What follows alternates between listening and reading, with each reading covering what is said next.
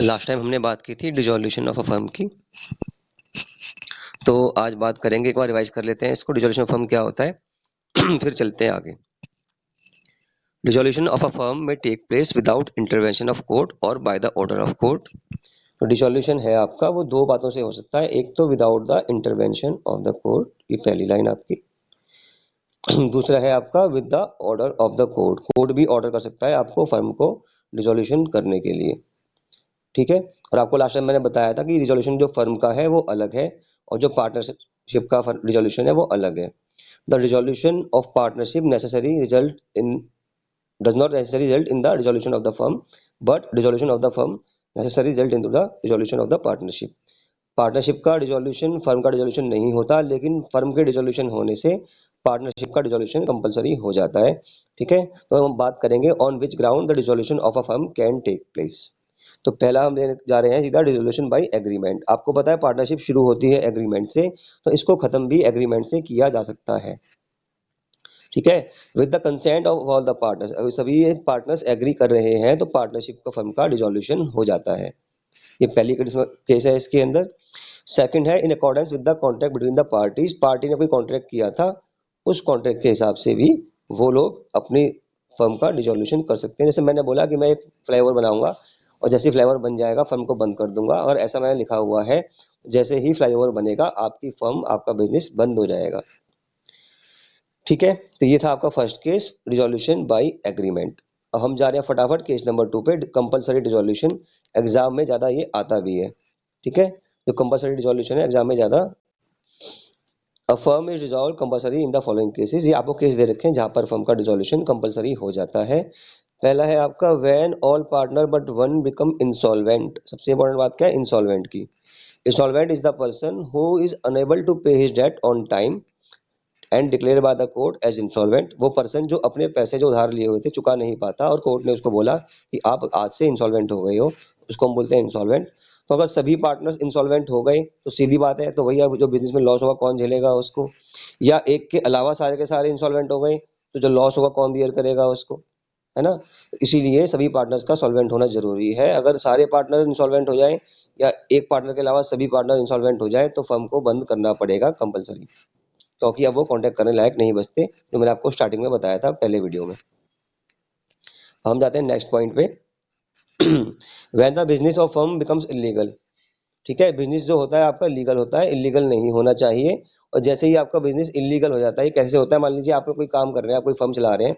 Last time example दिया था मैंने एक लिक्वर फर्म का, आपके पास लिक्वर फर्म है और कोर्ट ने बोल दिया, उसने गवर्नमेंट ने बोल दिया कि अब आज से इस स्टेट के अंदर लिक्वर नहीं बनेगी ना सेल होगी।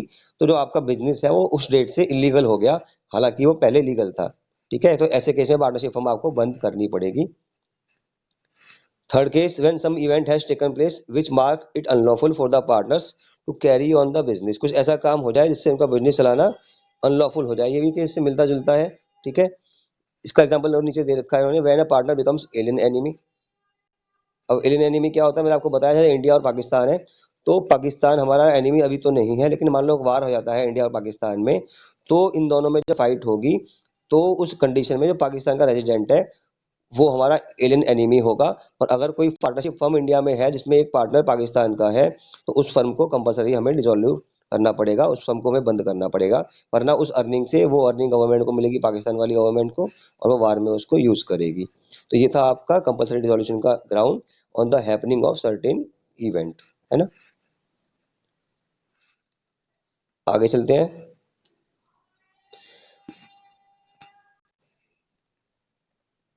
आगे चलते हैं। अब है हमारा third case on the happening of certain contingency. अगर ऐसा लिखा है कॉन्ट्रैक्ट के अंदर, आपको पता है पार्टनरशिप कॉन्ट्रैक्ट से होती है, एग्रीमेंट से होती है, तो उसमें कुछ बातें हमने मेंशन कर दी स्टार्टिंग में, जैसे ही वो बातें पूरी हो जाएंगी हम फर्म को डिसॉल्व कर देंगे, ऐसा हमने कुछ लिख दिया। तो हम उस फर्म को अब बंद कर देंगे जब वो बातें पूरी हो जाएंगी।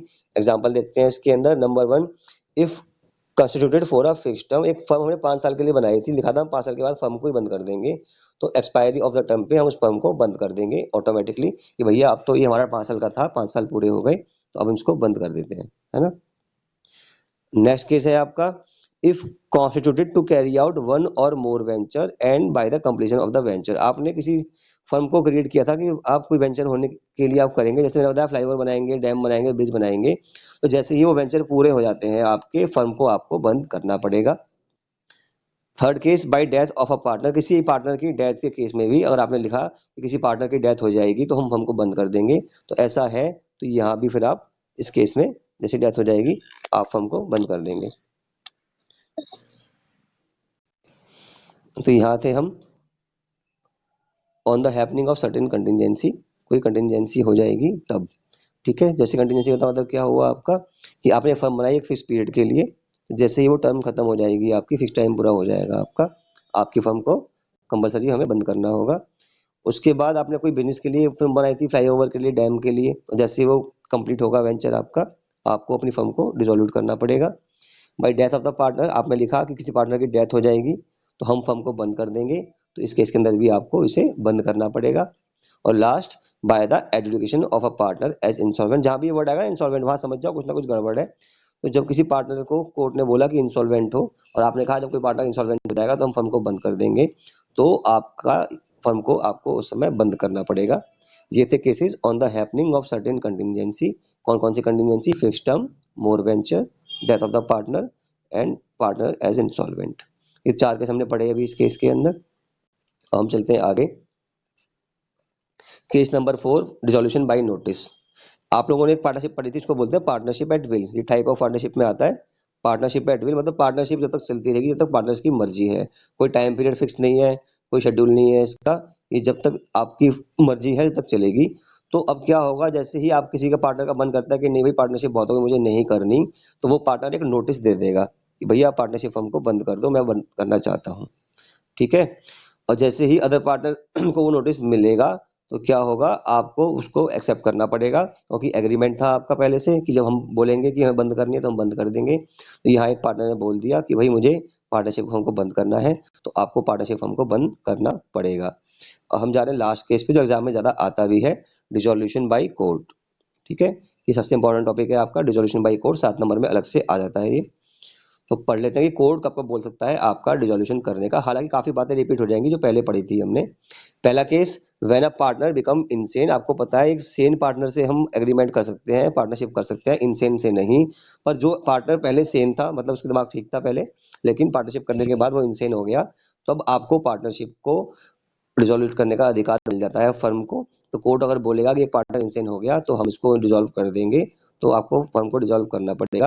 ये कोर्ट पे डिपेंड करेगा कि वो आपको डिसॉल्व करे या ना करे। कोर्ट ने बोला कि ये one partner has become insane so close the firm, तो आपको फर्म को क्लोज करना ही पड़ेगा। ठीक है, अब चलते हैं सेकंड पॉइंट पे। When a partner becomes permanently incapable of performing his duty. जब कोई पार्टनर क्या बन जाता है, इनकैपेबल, मतलब वो अपने जो काम कर रहा था पार्टनरशिप फर्म के अंदर अब वो उसको कर नहीं पाएगा, कोई कैपेसिटी उसके पास अवेलेबल नहीं है काम करने की। जैसे उसको जेल हो गई 15 साल की, 20 साल की, उसके हाथ पैर कट गए, या ऐसा कोई प्रॉब्लम हो गई, वो पागल हो गया, बहुत सारी कंडीशन ऐसी हो सकती है। या वो मान लो चला गया अमेरिका, बिजनेस उसका इंडिया में है, वहां पर जाके वो हेल्प नहीं कर पाएगा। तो ऐसे केसेस के अंदर आपकी जो पार्टनरशिप फर्म है उसको कोर्ट बोल सकता है कि इसको बंद कर दो, तो आपको वो बंद करनी पड़ेगी।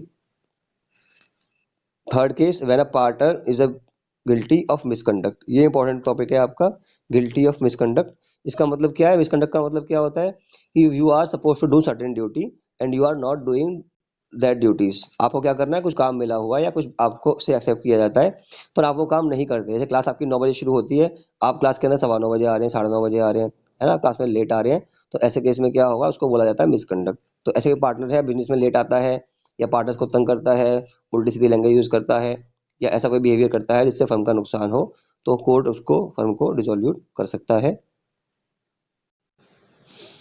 ये हमारे लास्ट 4 केसेस हैं when firm is dissolved bye the court, है ना। पहला केस कौन सा था हमारा, when a partner become insane. दूसरा केस कौन सा था हमारा, when a partner becomes permanently incapable of performing the contract. Third case था हमारा when a partner is guilty of misconduct, ये हमने पहले पढ़े थे। अब हम चल रहे हैं अपने फोर्थ केस पे। फोर्थ केस है हमारा when a partner persistently commits breach of partnership agreement. जो बात हम कर रहे थे मिसकंडक्ट की, अब यहाँ पर आ रहा है ब्रीच ऑफ एग्रीमेंट। ब्रीच का मतलब क्या होता है, ब्रीच का मतलब किसी भी चीज को तोड़ना, है ना, ब्रेक करना। आप इसको बोल सकते हैं यहाँ पे ब्रेक, है ना। क्या ब्रेक कर रहा है वो, एग्रीमेंट की टर्म और कंडीशन को ब्रेक कर रहा है बराबर। क्या लिखा है यहाँ पे, परसिस्टेंटली, यानी कि बराबर, है ना। तो एक पार्टनर है जो फर्म के एग्रीमेंट को मानता ही नहीं है, प्रॉफिट को हाफ हाफ मान लो शेयर करना है, वो ज्यादा शेयर मांगता है। फर्म में 5 घंटे टाइम स्पेंड करना है, वो 2 घंटे के लिए आता है या आता ही नहीं है। फर्म के पैसे जो मिलते हैं किसी से, उसको वो अपने पर्सनल उसमें लगा लेता है, सेट के अंदर यूज कर लेता है। तो वो पार्टनर जो बार बार एग्रीमेंट को तोड़ रहा है, तो उस केस में कोर्ट ऑर्डर कर सकता है कि आप पार्टनरशिप फर्म को बंद कर दो, क्योंकि पार्टनर आपकी बात ही नहीं मान रहा।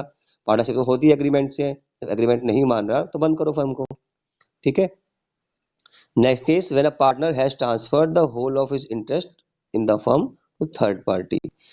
पार्टनर अपने जो इंटरेस्ट है, यानी कि अपना जो बिजनेस का शेयर है, उसको किसी तीसरे आदमी को बिना अदर पार्टनर को बताए बेच देता है, तो उस केस में भी पार्टनरशिप को बंद करना पड़ेगा, कोर्ट बोलेगा। क्योंकि पार्टनरशिप में क्या है, आपको पता है कि 2 लोग पार्टनर हैं, तो तीसरा पार्टनर बिना दूसरे की मर्जी के ऐड नहीं हो सकता।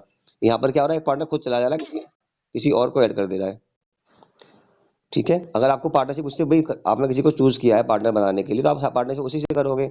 मान लो मैंने पार्टनरशिप की है आपकी फ्रेंड से, अब वो कहती है कि मेरी फ्रेंड कहती है, मैंने मुझे मेरे से मत करो, मेरे भाई से कर लो या किसी और से कर लो। तो मैं बोलूंगा नहीं, मुझे तो उस पर ट्रस्ट नहीं है, उसको मैं जानता नहीं हूँ, मैं कैसे पार्टनरशिप करूंगा। Partnership is based on mutual trust. तो थर्ड पार्टी को हम जानते ही नहीं है ना। तो उसमें क्या होगा, आपको इसको डिजोल्व करना पड़ेगा फर्म को। नेक्स्ट केस लेते हैं इसके बाद।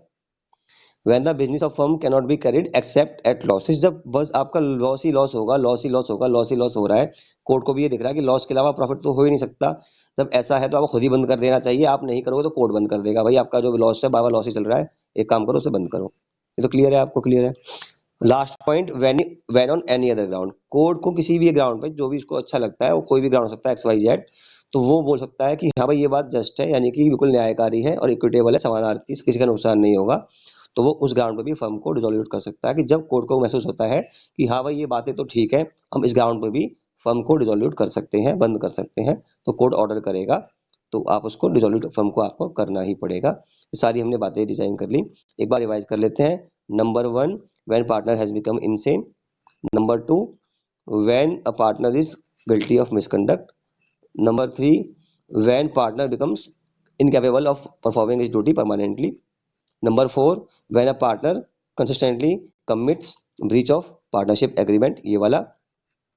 Number 5, when a partner has transferred the whole of his interest to the third party, when the business cannot be carried except at losses. And last, on any other ground the court seems just and equitable. Thank you very much.